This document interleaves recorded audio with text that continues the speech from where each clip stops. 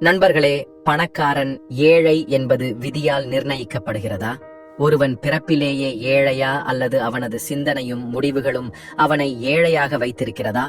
பலரும் தங்கள் ஏழ்மைக்கு கடவுளையும் விதியையும் நொந்து கொள்கிறார்கள். ஆனால் விதிதான் எல்லாவற்றையும் தீர்மானிக்கிறதா? நண்பர்களே, நீங்களும் அப்படித்தான் நம்பினால் இந்த வீடியோ உங்கள் எண்ணங்களை முழுமையாக மாற்றும். நீங்கள் புரிந்து கொண்டு வாழ்க்கையில் பின்பற்றினால் அடுத்த 6 மாதங்களில் நீங்கள் பணக்காரராவதை யாராலும் தடுக்க முடியாது என்று நான் உங்களுக்கு உத்தரவாதம் அளிக்கிறேன். இந்த வீடியோவை பார்த்த பிறகு உங்கள் வாழ்க்கை முழுமையாக மாறும். நீங்கள் கடவுளையோ விதியையோ அல்லது அதிர்ஷ்டத்தையோ குறை சொல்ல மாட்டீர்கள். மாறாக உங்கள் விதிக்கு நீங்களே எஜமானராக கற்றுக்கொள்வீர்கள். எனவே நீங்கள் உண்மையிலேயே பணக்காரராக விரும்பினால் இந்த வீடியோவை இறுதி வரை பாருங்கள். நண்பர்களே, உங்கள் வாழ்க்கையிலிருந்தும் உங்கள் வீட்டிலிருந்தும் வறுமையை போக்க நீங்கள் தயாரா? ஆம் என்றால் கமெண்டில் ஆம் என்று எழுதுங்கள். வாருங்கள் நண்பர்களே, இன்றைய புத்தர் கதையை தொடங்குவோம். நண்பர்களே, வீடியோவிற்கு செல்வதற்கு முன் நீங்கள் புத்த பகவானின் உண்மையான பக்தர் என்றால் இந்த வீடியோவை லைக் செய்து கமெண்ட் பாக்ஸில் நமோ புத்தாய என்று எழுதுங்கள். மேலும் நீங்கள் இதுவரை எங்கள் நர்வால் மோட்டிவேஷனல் சேனலை சப்ஸ்கிரைப் செய்யவில்லை என்றால் சேனலை சப்ஸ்கிரைப் செய்து கொள்ளுங்கள். இதனால் வரவிருக்கும் வீடியோக்கள் முதலில் உங்களை வந்தடையும். எனவே எந்த தாமதமும் இல்லாமல் இன்று ஊக்கமளிக்கும் புத்தர் கதையை தொடங்குவோம். ஒரு கிராமத்தில் ஒரு சிறிய மண் குடிசையில் வசித்த மோகன் குழந்தை பருவத்திலிருந்தே வறுமை, இயலாமை, உதவியற்ற தன்மை ஆகியவற்றால் பாதிக்கப்பட்டு வந்தான். அவனது பெற்றோர்கள் மிகவும் கடினமாக உழைத்தார்கள். ஆனால் விதி ஒருபோதும் அவர்களுக்கு சாதகமாக இல்லை. மோகன் பெரியவன் ஆனதும் கூலி வேலை செய்து தன் குடும்பத்தை காப்பாற்ற முயன்றான். ஆனால் எவ்வளவு உழைத்தாலும் வீட்டில் ஒருபோதும் வளம் வரவில்லை. இதன் காரணமாக மோகன் மீண்டும் மீண்டும் என் விதி கெட்டுப் போனது என்று நினைத்தான். நான் ஏன் இவ்வளவு ஏழையாக இருக்கிறேன்? கடவுள் ஏன் எனக்கு இவ்வளவு வறுமையை கொடுத்தார் என்று தன்னைத்தானே தினமும் நொந்து கொள்வான். இரவில் தன் கிழிந்த பழைய படுக்கையில் படுத்திருக்கும் போது அவனுக்கு தன் துரதிர்ஷ்டம் மட்டுமே கண்ணில் தெரிந்தது. அவனது நிலைமையை பார்த்த கிராமத்து மக்கள் சிலர் ஏழை மோகனை தினமும் கேலி செய்தனர். சிலர் அவனுக்கு ஆறுதல் சொல்ல முயன்றனர். ஆனால் மோகனின் மனதில் எப்போதும் என் தலையெழுத்தில் வறுமை மட்டுமே எழுதப்பட்டுள்ளதா என்ற கேள்விதான் இருந்தது. அப்போது மோகனுக்கு ஒரு சம்பவம் நடந்தது. அவனது கற்பனைக்கு எட்டாத ஒரு சம்பவம் நடக்கவிருந்தது. ஒரு நாள் மோகன் தன் வேலையை முடித்துவிட்டு வீடு திரும்பிக் கொண்டிருந்த போது வழியில் ஒரு முதியவரை கண்டான். மகனே, உன் வாழ்க்கையின் துன்பங்களுக்கு ஒரு தீர்வு வேண்டுமானால் காட்டில் உள்ள அருவி அருகே ஒரு மகாத்மா வசிக்கிறார். அவர் மிகவும் ஞானி, பலரின் வாழ்க்கையை மாற்றியுள்ளார். நீயும் அவரை சென்று பார். அவர்தான் உன்னை இந்த வறுமையிலிருந்து மீட்க முடியும் என்று அந்த முதியவர் மோகனிடம் கூறினார். இதை கேட்டதும் மோகனின் மனதில் நம்பிக்கையின் ஒரு கீற்று தோன்றியது. ஒருவேளை மகாத்மா என் வறுமைக்கான காரணத்தையும் அதற்கான தீர்வையும் கூறுவார் என்று அவன் நினைத்தான். இந்த எண்ணத்துடன் மறுநாளே தாமதிக்காமல் அவன் காட்டை நோக்கி புறப்பட்டான். காடு அடர்ந்ததாகவும் மர்மமானதாகவும் இருந்தது. வழியில் அவனுக்கு பயமும் ஏற்பட்டது. ஆனால் தன் நிலைமையை மேம்படுத்த வேண்டும் என்ற ஆசை அவனை முன்னேறத் தூண்டியது. பல மணி நேர பயணத்திற்கு பிறகு அவன் அருவி அருகே வந்து சேர்ந்தான். அங்கு ஒரு மரத்தடியில் ஒரு வயதான மகாத்மா தவம் செய்து கொண்டிருந்தார். பயந்தபடியே மோகன் அந்த மகாத்மாவிடம் பிரணாம் மகாத்மாஜி என்றான். மகாத்மா கண்களை திறந்து மெல்லிய குரலில், வா மகனே, உட்கார், என்ன பிரச்சனை என்று கேட்டார். இதை கேட்டதும் மோகனின் கண்களில் நீர் வந்தது. அவன் அழுது கொண்டே, மகாத்மாஜி, நான் மிகவும் ஏழை. நான் ஒருபோதும் நல்ல வாழ்க்கை வாழ்ந்ததில்லை. சிறு வயதிலிருந்தே இயலாமையும் உதவியற்ற தன்மையும் என்னுடன் இருந்துள்ளன. நான் என்ன பாவம் செய்தேன்? என் விதி இப்படி இருக்கிறது. நான் ஒருபோதும் பணக்காரனாக முடியாதா என்று கேட்டான். மோகனின் பேச்சை கேட்டு மகாத்மா புன்னகைத்து, மகனே, உன் பிரச்சனைக்கு தீர்வு உன்னிடமே உள்ளது. வறுமை என்பது விதியின் விளையாட்டு அல்ல, மாறாக சிந்தனை மற்றும் செயலின் விளைவு. எனவே நான் இன்று உனக்கு வாழ்க்கையின் சில விஷயங்களைச் சொல்கிறேன். அவற்றை நீ சரியாக புரிந்து கொண்டு உன் வாழ்க்கையில் பின்பற்றினால் அடுத்த 6 மாதங்களில் நீயும் ஒரு பணக்காரனாகி விடுவாய். உன் வாழ்க்கை முழுவதுமாக மாறிவிடும் என்றார். இதை கேட்ட மோகன், சரி மகாத்மாஜி, நான் தயாராக இருக்கிறேன் என்றான். மகாத்மா, சரி, என் வார்த்தைகளை கவனமாக கேள் என்றார். செல்வந்தர் ஆவதற்கான முதல் ரகசியம். பணத்தை சேமித்தல். பெரும்பாலான மக்கள் பணக்காரர் ஆவதற்கான ரகசியம் சீக்கிரம் நிறைய பணம் சம்பாதிப்பது என்று நினைக்கிறார்கள். நான் நிறைய பணம் சம்பாதித்திருந்தால் நான் பணக்காரனாகி இருப்பேன் என்று மக்கள் அடிக்கடி சொல்வதை கேள்விப்பட்டிருப்பீர்கள். ஆனால் அந்த மனிதரிடம் நீங்கள் நிறைய பணத்தை சேமிக்க முடிந்ததா என்று கேட்டால் பெரும்பாலான நேரங்களில் இல்லை என்றே பதில் கிடைக்கும். ஏனென்றால் ஒருவன் எவ்வளவு சம்பாதிக்கிறானோ அவ்வளவு அவனது செலவுகளும் அதிகரிக்கும் என்பதுதான் உண்மை. ஒவ்வொரு மனிதனும் ஒரே மாதிரியான வாழ்க்கையை வாழ்கிறான்.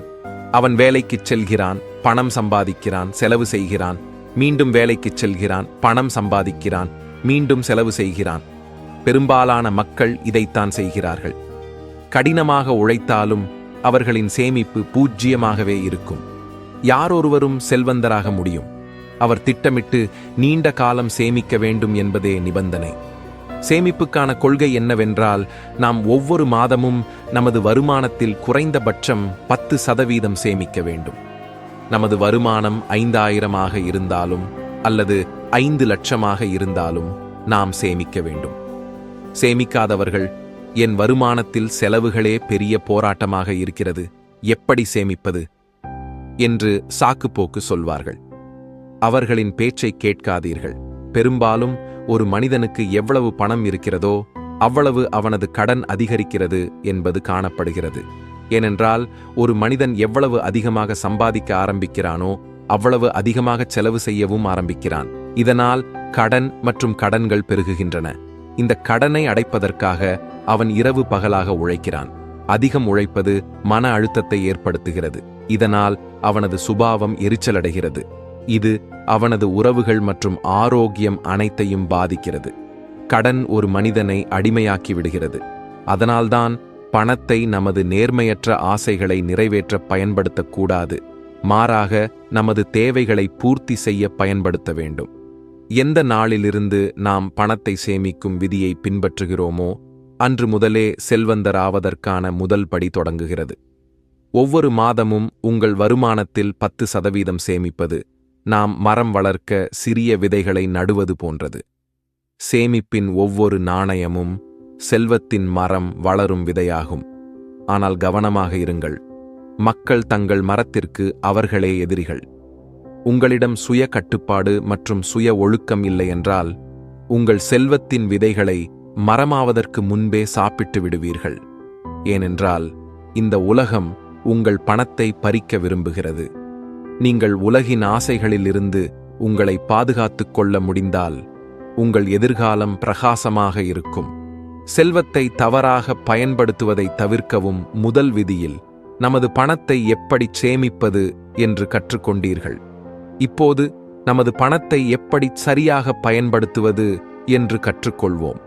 நாம் பணக்காரராக வேண்டும் என்ற ஆசையுடன் பணத்தை சேமிக்கத் தொடங்கும்போது பேராசையும் பயமும் நம்மை ஆட்கொள்ளத் தொடங்குகின்றன. பின்னர் பேராசை பணத்தால் அடையக்கூடிய அழகான விஷயங்களை கற்பனை செய்ய வைக்கிறது. நாம் பணத்தை இப்படி செலவழிக்க வேண்டும், நாமும் அழகான மற்றும் விலையுயர்ந்த பொருட்களை வாங்க வேண்டும், இதனால் நண்பர்கள் மற்றும் அண்டை வீட்டாரிடம் காட்டலாம் என்று நினைக்கிறோம். பெரும்பாலான மக்கள் இந்த வெளிப்பாடு மற்றும் பேராசையின் மாய வலையில் சிக்கி தங்கள் சேமித்த பணத்தின் விதைகளை சிறிது ஆறுதலுக்காகவும் பொய்யான வெளிப்பாட்டிற்காகவும் அழித்து விடுகிறார்கள். நினைவில் கொள்ளுங்கள், பணக்காரர் ஆவதற்கு சேமிப்பது மட்டும் போதாது, அதை பாதுகாப்பதும் பெருக்குவதும் அவசியம். பணக்கார மனநிலை கொண்ட மனிதன் சேமித்த பணத்தை சரியாக பயன்படுத்துகிறான், அதாவது அதை முதலீடு செய்கிறான். ஆனால் முட்டாள் மனிதன் ஆடம்பர பொருட்களை வாங்குவதில் தனது செல்வத்தின் விதைகளை அழித்து விடுகிறான். விலை உயர்ந்த பொருட்களை வாங்குவது, குடும்பத்துடன் பயணம் செய்வது, தனக்கு பிடித்த வாழ்க்கையை வாழ்வது நல்ல விஷயம்தான். ஆனால் ஒரு வருட சேமிப்பை ஒரே அடியாக அழித்து விடுவது நல்லதல்ல. பெரும்பாலான மக்கள் சில கண நேர மகிழ்ச்சிக்காக தாங்கள் கட்டிய செல்வக் கோட்டையை இடித்து விடுகிறார்கள். மேலும் அவர்களின் பணக்காரனாகும் கனவு கனவாகவே நின்று விடுகிறது. முதலீடு என்பது ஒரு பயமுறுத்தும் வார்த்தையாக தோன்றலாம். அது நமது பணத்தை விழுங்கிவிடும் ஒரு பேய் போல. ஆனால் அப்படி எதுவும் இல்லை. நாம் சேமிக்கும் பணத்தை முதலீடு செய்யவில்லை என்றால் அந்த பணம் நமக்கு எப்படி மேலும் பணத்தை ஈட்டித் தரும்? பணக்காரன் ஆவதற்கான விதி என்னவென்றால், உங்களின் பணத்தை பணிக்கு அமர்த்த வேண்டும். பின்னர் அதிலிருந்து கிடைக்கும் லாபத்தையும் பணிக்கு அமர்த்த வேண்டும். அப்போதுதான் அந்த பணம் பெரிய செல்வமாக தண்ணீர், உரம் மற்றும் சூரிய ஒளி இல்லாமல் ஒரு செடி எப்படி இறந்து விடுமோ அதேபோல் நமது பணமும் அதை சரியான இடத்தில் முதலீடு செய்யவில்லை என்றால் பணவீக்கம் அதிகரிப்பதால் காலப்போக்கில் அதன் மதிப்பு குறைந்துவிடும். முதலீடு செய்யும் போது ஒரு சிறிய விஷயத்தை கவனத்தில் கொள்ளுங்கள். உங்கள் முதலீட்டில் எவ்வளவு லாபம் கிடைக்கும்? நீங்கள் செய்த முதலீடு பணவீக்க விகிதத்தை விட குறைவாக இருந்தால் அது சரியான முதலீடு அல்ல. முதலீடு என்பதன் சரியான அர்த்தம் பணவீக்க விகிதத்தை விட அதிகமான லாபத்தை பெறுவதாகும். உங்கள் அசல் பணத்தை பாதுகாப்பதன் மூலம் நீங்கள் எங்கு அதிக லாபத்தை காண்கிறீர்களோ அங்கு முதலீடு செய்யலாம். பணக்காரர் ஆவதற்கான திசையில் முதலீடு மிகவும் முக்கியமானபடியாகும். ஆனால் முதலீடு என்ற பெயரில் பணத்தை ஏமாற்றி பறிக்கும் தந்திரமான மற்றும் புத்திசாலித்தனமானவர்களிடம் கவனமாக இருங்கள். பெரும்பாலான மக்கள் பணக்காரர் ஆவது என்பது அதிக வருமானம் பெறுவது என்று நம்புகிறார்கள். அதிக சம்பளம் கிடைத்தால் பணக்காரர்கள் என்று அவர்கள் நினைக்கிறார்கள். ஆனால் வருமானத்தால் அல்ல, சேமிப்பு மற்றும் முதலீடு மூலமே எந்த ஒரு மனிதனும் பணக்காரன் ஆகிறான் என்பதை மக்கள் புரிந்து கொள்வதில்லை. உங்கள் பணத்தை கணக்கில் வைத்திருப்பது கஞ்சத்தனம் அல்ல, அது ஒரு புத்திசாலித்தனமான செயல். நமது பணம் எங்கு செல்கிறது, நாம் எங்கு தேவையில்லாமல் செலவு செய்கிறோம் என்பதை நாம் தெரிந்து கொள்ள வேண்டும். பணக்காரர் ஆவதற்கு நமது செலவுகளை கட்டுப்படுத்துவதும் அதை பற்றிய துல்லியமான தகவலை கொண்டிருப்பதும் மிகவும் அவசியம்.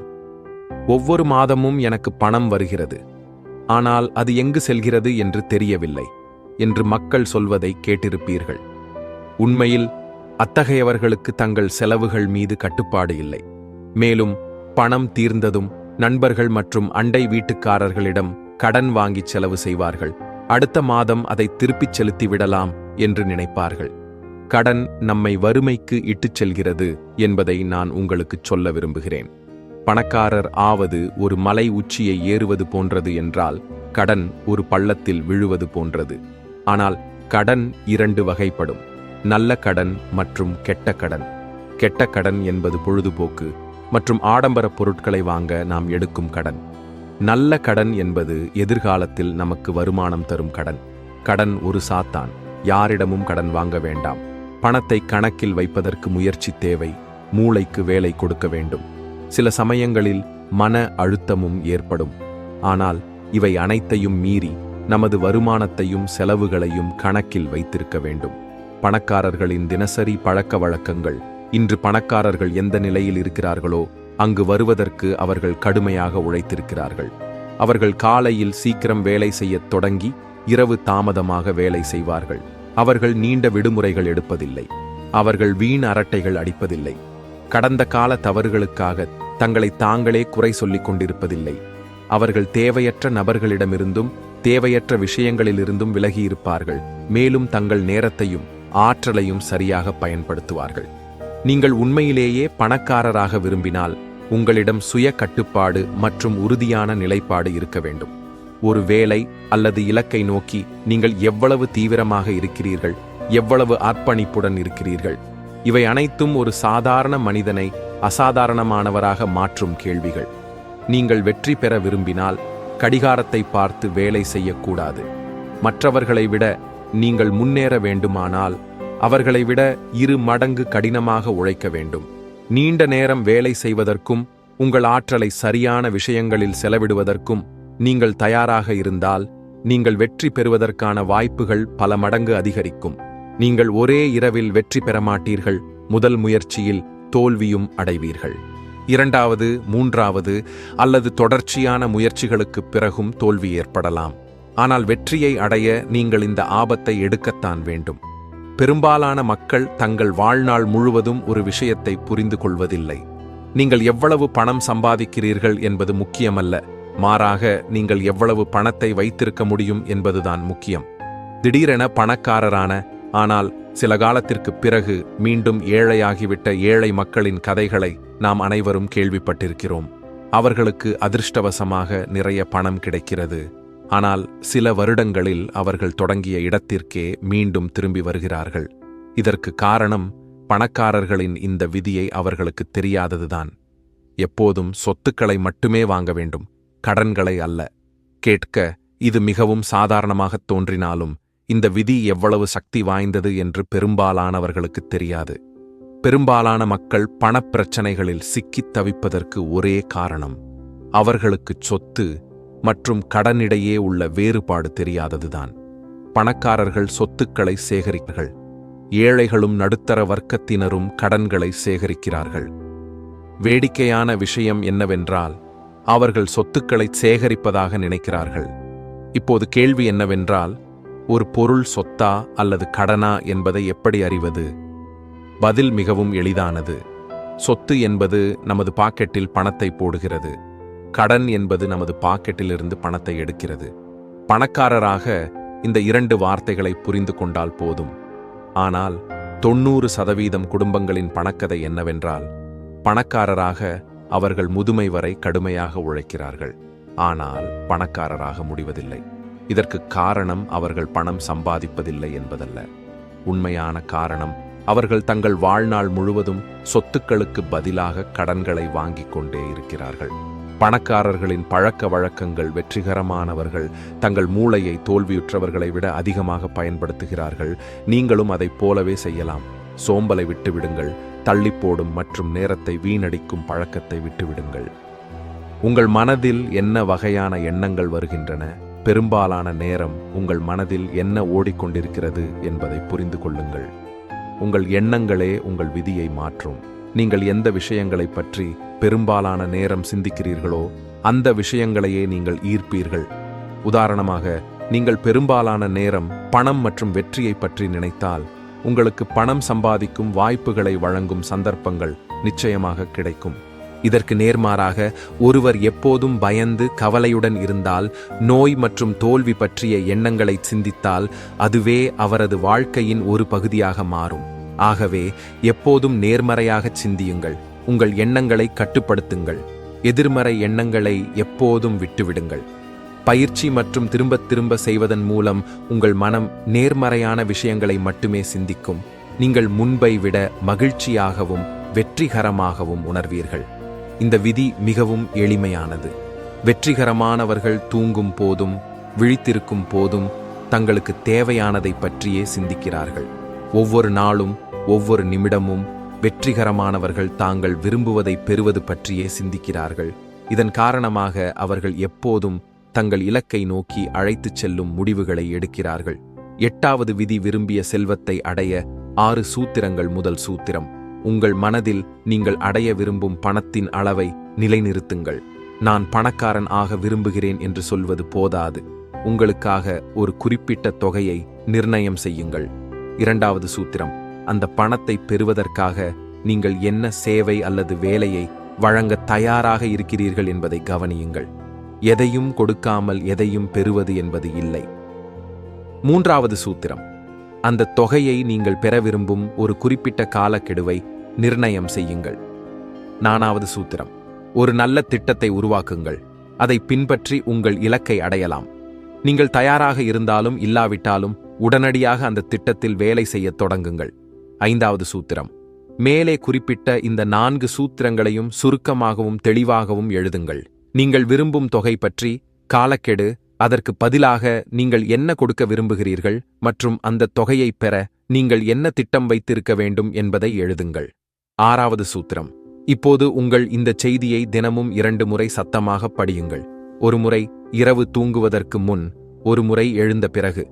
நீங்கள் அதை படிக்கும்போது அந்த தொகை உங்களிடம் வந்துவிட்டதாக கற்பனை செய்து நம்புங்கள். இந்த 6 சூத்திரங்களில் குறிப்பிடப்பட்டுள்ள வழிமுறைகளை பின்பற்றுவது அவசியம். ஒருவர் அந்த தொகையை பெறாமல் அதை என்னிடம் இருப்பதாக உணர்வது எனக்கு சாத்தியமில்லை என்று கூறினார். அதற்கு சாமியார், இங்குதான் உங்கள் தீவிரமான விருப்ப சக்தி கை கொடுக்கும். நீங்கள் உண்மையிலேயே இந்த தொகையை விரும்பினால் இந்த ஆசை ஒரு வெறியாக மாறிவிடும். உங்களை நீங்களே நம்ப வைப்பதில் சிரமம் இருக்காது. பணத்தை பற்றி ஆழ்ந்த விழிப்புணர்வு உள்ளவர்கள் மட்டுமே செல்வத்தை உருவாக்க முடியும். பணத்தை பற்றிய விழிப்புணர்வு என்றால் மனம் ஆசையால் நிரம்பி அதை தன் வசம் பார்க்க முடியும். நிறைய செல்வம் ஈட்டியவர்கள் அனைவரும் பணம் சம்பாதிப்பதற்கு முன் கனவு கண்டார்கள். நம்பிக்கை வைத்தார்கள், ஆசைப்பட்டார்கள், தீர்மானித்தார்கள், திட்டமிட்டார்கள். ஒரு மனிதன் பணத்தின் மீதான தனது ஆசையை தீவிரப்படுத்தி அதை பெறுவேன் என்று நம்பும் வரை அவனால் பெரிய அளவில் பணத்தை பெற முடியாது என்பதை புரிந்து கொள்ள வேண்டும். மூளையை ஒரு காந்தமாக மாற்றுதல் உங்கள் இலக்கை அடைவதில் உங்களுக்கு மிகவும் பயனுள்ளதாக இருக்கும் விஷயம். விரும்பிய விஷயத்தை கற்பனை செய்வது, அதாவது அதை மனதில் படமாக பார்ப்பது. அதை முடிந்தவரை தெளிவாக உங்கள் மனத்திரையில் பார்க்க வேண்டும். ஏனென்றால் அப்போது அது விரும்பிய விஷயத்திற்கு மூளையை ஒரு காந்தமாக மாற்றுகிறது. நாம் அனைவரும் தங்கள் இலக்கில் தங்கள் மூளையை முழு தீவிரத்துடனும் அர்ப்பணிப்புடனும் ஒருமுகப்படுத்தி நல்ல முடிவுகளை பெறும் நபர்களை பார்க்கிறோம். உங்களை அந்த நபராக கற்பனை செய்து கொள்ளுங்கள். நீங்கள் ஆக விரும்பும் நபராக உங்களை பாருங்கள். நீங்கள் அடைய விரும்பும் பதவியில் உங்களை பாருங்கள். நீங்கள் அடைய விரும்பும் ஒன்றின் படத்தை உங்கள் மனதில் உருவாக்குவதை விட சக்தி வாய்ந்த வேறு எதுவும் இல்லை. குறைந்த பணம் இருந்தாலும் அதிகம் உழைக்கவும் இந்த விதி ஒரு தடையாக இருக்கிறது. பல நல்லவர்களும் இதன் காரணமாக அழிந்து போயிருக்கிறார்கள். பெரும்பாலான மக்கள் குறைந்தபட்ச வேலை செய்ய விரும்பும் பழக்கம் உள்ளவர்கள், அதாவது வேலை நடக்கும் அளவிற்கு மட்டும். ஆனால் நாம் இந்த மக்களை உன்னிப்பாக கவனித்தால் அவர்கள் சில காலம் சமாளிப்பார்கள், ஆனால் அவர்களால் மேலும் முன்னேற முடியாது என்பதை காண்போம். விலையை விட அதிகமான சேவையை வழங்குவது மக்களின் கவனத்தை உங்கள் பக்கம் ஈர்க்கிறது. மேலும் உங்கள் சேவைகளால் மக்கள் ஈர்க்கப்பட்டு உங்களை தேடும் நாள் வெகு தொலைவில் இல்லை. விலையை விட அதிகமாகவும் சிறப்பாகவும் சேவை செய்வதன் மூலம் நீங்கள் உங்களுக்கே நன்மை செய்கிறீர்கள். ஏனென்றால் சூனர் ஆர் லேட்டர் நீங்கள் செய்த சேவைக்கு மேல் அதிகமாக பணம் கிடைக்கும். இது ஒரு கவர்ச்சியான கோட்பாடு மட்டுமல்ல, இது நடைமுறை விஷயங்களிலும் செயல்படுகிறது. ஆனால் இது உடனடியாக வேலை செய்யத் தொடங்குகிறது என்று நினைக்க வேண்டாம். உங்கள் சேவைக்கு போட்டி ஏற்படுவதை விரைவில் காண்பீர்கள். அத்தகைய சேவையை வழங்கும் நபர்களை கண்டுபிடிப்பது எளிதல்ல என்பதை காண்பீர்கள். இது உங்களுக்கு இன்னும் நல்லது. ஏனென்றால் உங்கள் துறையில் பணிபுரியும் மற்றவர்களை விட நீங்கள் முற்றிலும் வித்தியாசமாக தெரிவீர்கள். இதைச் சொன்ன பிறகு குரு சற்று நிறுத்திவிட்டு, மேலே குறிப்பிட்ட இந்த விதிகளை நீங்கள் பின்பற்றினால் உங்களை பணக்காரர் ஆவதிலிருந்தும் வெற்றி பெறுவதிலிருந்தும் யாராலும் தடுக்க முடியாது என்று கூறினார். மகாத்மாவின் இந்த வார்த்தைகளை கேட்ட மோகனுக்கு தன் கேள்விகளுக்கு பதில் கிடைத்துவிட்டது. இந்த தகவலுக்காக அந்த மகாத்மாவுக்கு நன்றி கூறி இந்த விதிகளை தன் வாழ்க்கையில் கடைபிடிக்க உறுதியான சங்கல்பத்துடன் அங்கிருந்து புறப்பட்டான். நண்பர்களே, இந்த வீடியோவிலிருந்து நீங்கள் நிறைய கற்றுக்கொண்டீர்கள் என்று நம்புகிறேன். வீடியோ பிடித்திருந்தால் நீங்க வீடியோவை லைக் செய்து சேனலை சப்ஸ்கிரைப் செய்யலாம். நன்றி.